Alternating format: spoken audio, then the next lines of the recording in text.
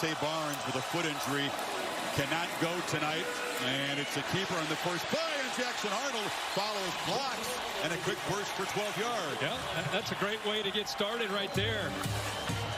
Really good read, good feel. Look at the injuries that they've had to deal with. I've never seen that in my life, but ever in my life, their top 5 wide receivers have been out the majority this year. You see the offensive line where they had to reshuffle the deck. 9 different offensive line starting combination. Second keeper for Arnold around left end for a couple of yards. So Logan Howland will need to step up along with Spencer Brown trying to negate this Alabama pass rush.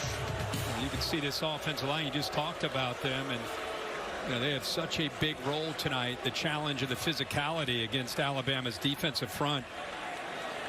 LT Overton, who's the Crimson Tide player down on the field. Alabama has had its share of injuries, of course. Q Robinson, their best pass rusher, is out. They lost the veteran transfer from Michigan, Keon Sabb. Overton has had to step up and play an important role, and that's a concern in the second play of the game. Absolutely.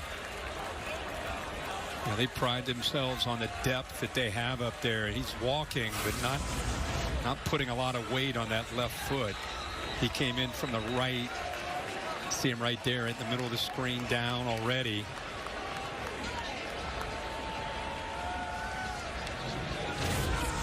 They love to rotate and keep them fresh. So let's keep an eye. We'll see how Overton is, and he's able to shake that off and get back out there. So 2 quarterback keepers. Arnold not known as a prolific running quarterback. He's an effective scrambler, but 2 design runs to start things off here on 2nd and 9. It's an end around, and this is Zion Reagan's true freshman receiver. They'll try to look for guys to create something, anything with the running game tonight. Yeah, I mean, we've mentioned a lot with this offense. We've seen them a bunch of times and watched them all year. You know, the quarterback situation speaks for itself. Having a new offensive coordinator right in the middle of the year. Seth Luttrell fired. Joe John Finley comes in, also getting help from Kevin Johns, who's more really an analyst, who now right away picks up the whistle mid-season and had to make some adjustments. And it sounds like he's done a good job.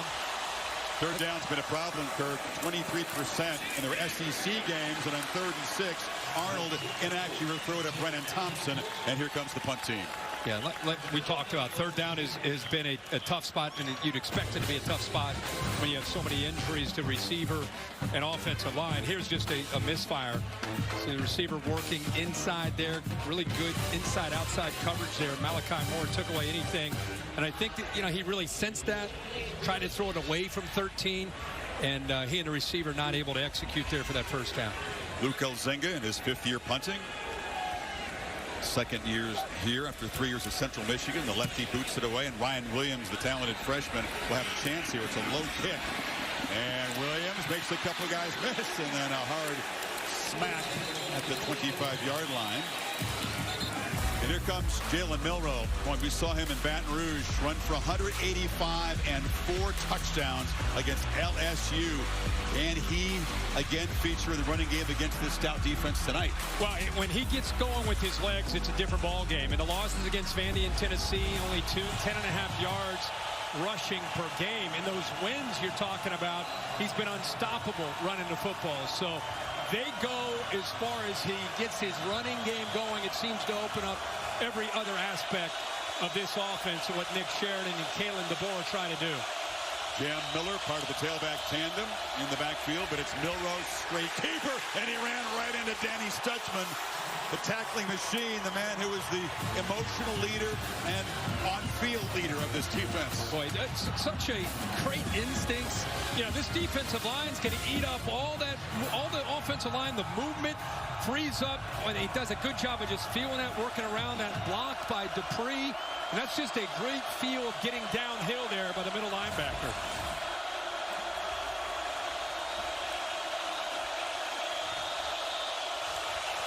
Milroe from the pocket on 2nd and 9, and it's incomplete. And he tried to find Dupree, who whiffs on a block and then drops the ball in the second play. Stutzman was in there, and there's a flag down. Looked like the left tackle Offside. Defense number 32 was lined up in the neutral zone. 5-yard penalty. Still 2nd down. It's the pass rusher R. Mason Thomas.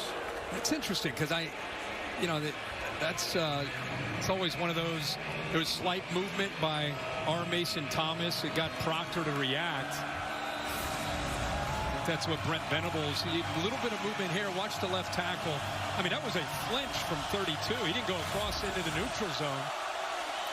But the left tackle fell back after that slight movement. So on 2nd and 4, Milroe keeps it. And he'll be dropped. Could not get the edge. Eli Bowen, the 5'9" freshman corner, who's had a terrific season. Wasn't buying it. Boy, they cannot say enough good things about Bowen as a freshman. As the brother, Peyton Bowen, who's a veteran on this team. And watch him out here just react, come up. This is a tough ask for a corner, being able to get off a block and then being able to come up and help out. He's a fireball, 5'9", about 190-pound true freshman, getting away from Ryan Williams to make that play. Need 3 on 3rd down.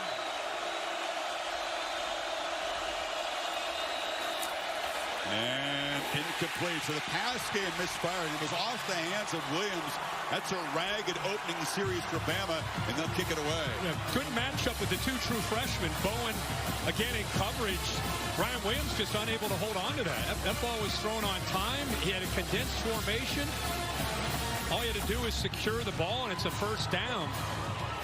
Catch that, get ready to take the hit, but it goes right through his hands. So a couple of drops in the opening series, and James Burnip on the punt it away. You mentioned Peyton Bowen. Their safety is also their punt returner. And booting the ball into the wind tonight. It's kind of blowing left to right. Not a very good-looking kick. 2nd possession for the Sooners. Coming up when you come back to Norman.